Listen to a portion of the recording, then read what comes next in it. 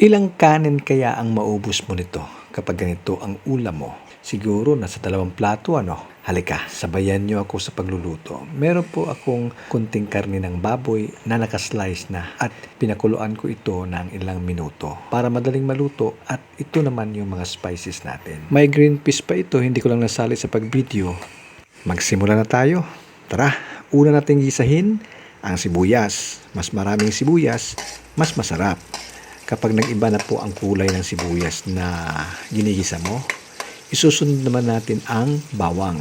Hintayin lang natin ito na mag-golden brown, saka natin ilagay yung pinakuluang karne ng baboy. So ayan, nailagay na po natin yung karne natin. So halo-haluin lang natin yan.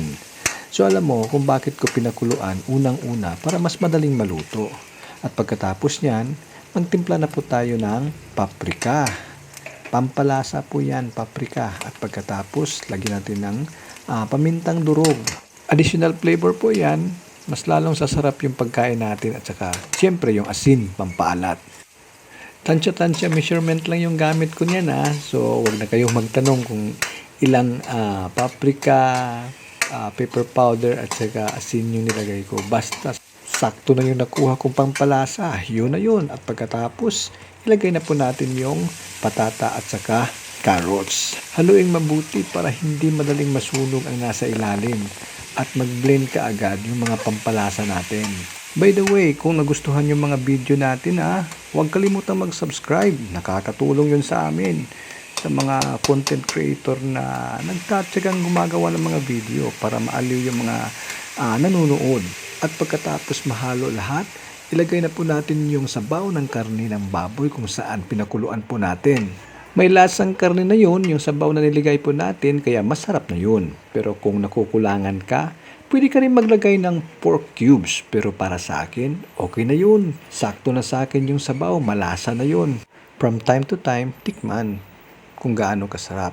Pag luto na, hanguin na natin at iserve na natin kaagad. Mas masarap kasi itong klaseng pagkain pag mainit, lalong-lalo na pag mainit ang kanin. At pagkatapos, meron kang sausawan na maanghang, sobrang sarap yun. Solve talaga yung kainan mo. So, matanong kita, ilang kanin kaya maubos mo nito kapag ganitong klaseng ulam ang inihanda sa hapagkainan? Sa akin, nakakadalawa ako nito. Ikaw kaya? I-PM mo na para mas malaman natin. At huwag kalimutang i-share para malaman rin natin kung ilang plato rin nauubos nila sa mga ganitong klaseng ulam. Huwag kalimutan mag-subscribe. Jeron po. Ingat!